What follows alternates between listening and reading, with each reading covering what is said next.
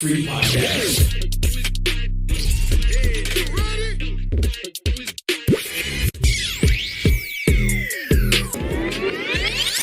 Hello! Konnichiwa! Ciao! I'm Zay for Shimei. And for Mika, W for Wena, We are ZMW Podcast. So here, we're gonna talk about the kinship marriage na pinili namin para sa aming video podcast. Yes. So, Pag-uusapan natin dyan yung mga rules and kung ano yung value ng Yes, marriage sa someone's life, and yan. yung mga types ng marriage. At yung mga opinion namin doon. Yes. So, unang-una, natanong si Miss kung willing ba tayong tatlo na magpakasal sa iba't ibang nationality, religion, at ethnicity. So, ikaw, para sa'yo, May, willing ka ba? Sa ano yung magpakasal sa ibang bansa. Mm-mm. Oo naman. Willing ako magpakasal sa kaibang nationality ko. Kahit kunwari foreigner. Oh. Gwapo. Great! Mayaman. Yun, tama. Sino tatanggi? Di ba wala? Ano? Ikaw, Tama. Mikay. Ano Hindi, masasabi so mo? ano disadvantage at advantages nun? Oo. Yung advantage nun, magiging mayaman ako. Okay, okay. Magkakaroon ako ng pera. Eh di Okay. kapag nagkaanak kami, masusustensya niya. Diba? Hindi Oh. siya magugutom. Hindi na magugutom yung anak namin kasi may pera, mayaman. So, how about Ah, naman sa disadvantage. disadvantage? Disadvantage. What if, hindi okay sa mama ko. Yung asawa ko. Ay, Okay, sa totoo mama niya o sa yan. side niya. Kung okay lang ba sa kanya or hindi. Yun lang. Okay. O, ikaw, what about you, Mika? Sa akin naman, gusto ko din naman ng papakasal sa ibang bansa kasi mahilig ako talaga sa Korean. di ba? Sa Korean. Oh, Mahilig pero talaga ako kasi. Ang pogi. Oo, papasalan ko na agad pogi yung talaga ang pogi. crush ko doon. Tapos yun nga, yung advantage kasi niya, yun, Pogi. hindi kami, pwede akong matuto ng language nila. Isa, Oh. isa. Yun. Tapos yung disadvantage para sa akin, baka dahil magkaiba nga kami ng language, baka magkaroon kami ng misunderstanding or miscommunication. Kasi kailangan mo pa pag-aralan yung ganung language. Mahirap. Eh, ikaw naman. Ikaw naman, Wena. Okay naman ako sa ibang nationality or parehas kami ng religions. Basta masaya yung buhay. Kunwari, katoliko siya, katoliko din ako. Okay lang, for me. Kasi, kung mabait naman yung tao, di ba, why not? Advantages nun, yun, mabait. Masaya, happy family. Ang disadvantages lang is kung tanggap pa ako ng side niya, pamilya niya, yun.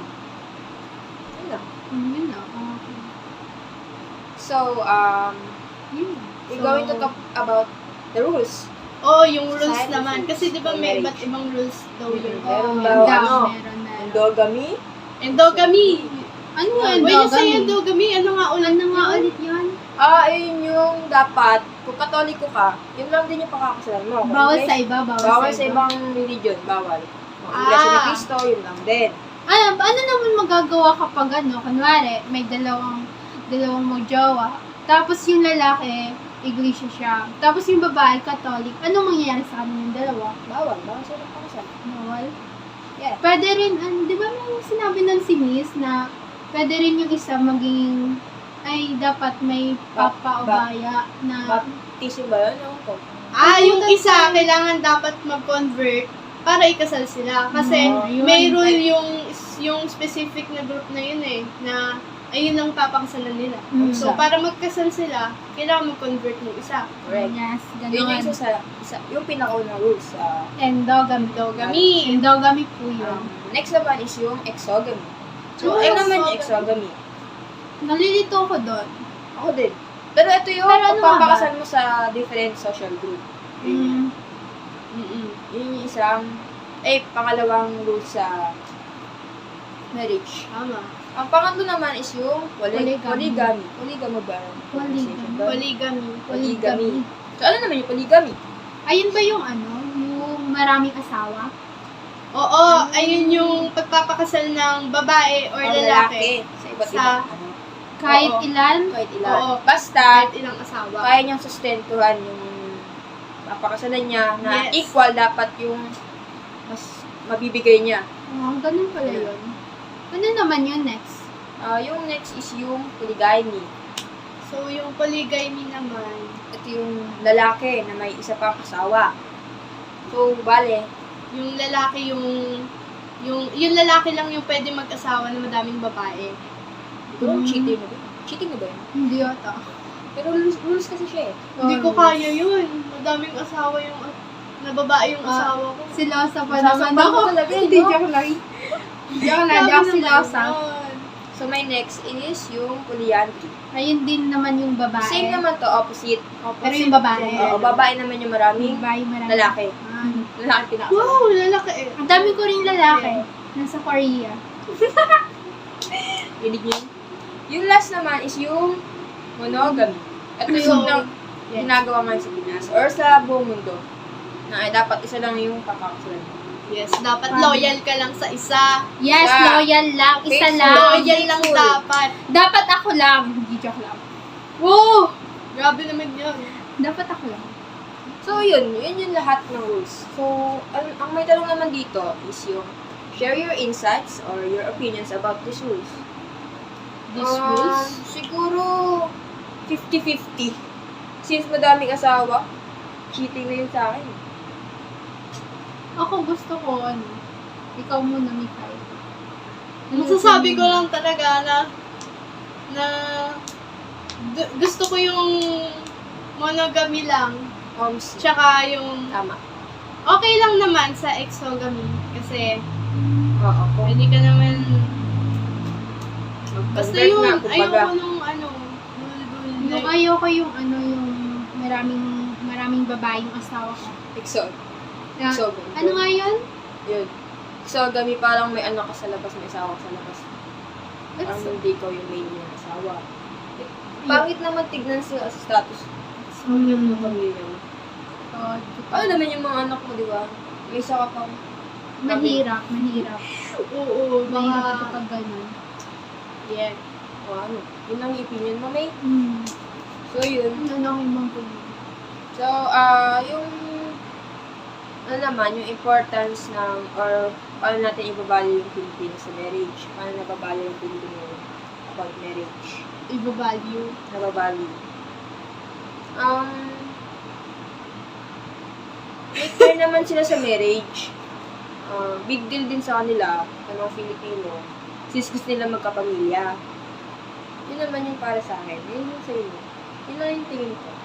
Yung sa inyo. Gaya rin sa'yo. Paano nila nababali? Hmm. Marriage? Oo, ayun din yung yung naano ko. Ang importante, Importante. kung ano yung gusto mo, dun ka lang. Yes, doon tama. So, dapat kapag kasal na, dapat happy, Yes. secure na healthy yung pamilya. Dapat walang cheating na nangyayari, wala kang asawa sa ibang lugar. Basta, dapat Stay loyal. Dapat support isa each lang. other. Yes. And for their kids din dapat. Para din sa Mga bata yun. mga bata, o mga anak mo. Diba? Para din sa ikakabuti. Mga bata. Lalo na sa Pinas, kailangan pa magpa-annulment bago mag-divorce. Tama. Mahirap. Kailangan mo pang pumunta. May bayad din yan. Pumunta sa ibang bansa, no? Oo, Sabi ni tama. Miss, kailangan Kailangan mo pa pumunta ng ibang bansa Para lang para lang magpa-divorce. malegally tanggal na talaga Legal sa divorce. lahat ng Ang mahal papel na nun. kasal kayo. Ang mahal nun. Huwag na Mahal ako na, divorce. Huwag na Stay mag-asawa, loyal. yun na lang. Di ka ba mag-asawa? Hindi. Kasawa ba kayo? Depende. Hindi. Depende kung ng Korean times. Kasawa kayo? Hindi eh. Pero kapag pag naging legal yung same-sex marriage, siguro, pag babae pakakasalan ko, pakakasal ako. Yung pwede magpakasal sa babae, gano'n. Pag naging legal, oo. Hindi pa ba yung legal dito? Dito. Siguro, patag. Oo. Kakatakot kayo sa mga lalaki. mga lalaki nowadays, Nambubugbog, di joke lang. abusive. Fun fact, did you know, Yung fun fact sa natin. India, pamilya nila yung pumipili ng maging asawa para sa anak nila. Doon, sa India. Sa India lang. Hindi, yun lang. Yun lang yung alam ko. Pamilya lang yung pipili para sa nila. Para sa akin, hindi pwede sa akin. Yan yung ba? Oo. Payag ba kayo? What if pangit yung papakasal? Di joke lang. What if abusive, di ba? Oo nga. Tapos sasaktan ka lang. So yun lang po yung pag-uusapan namin.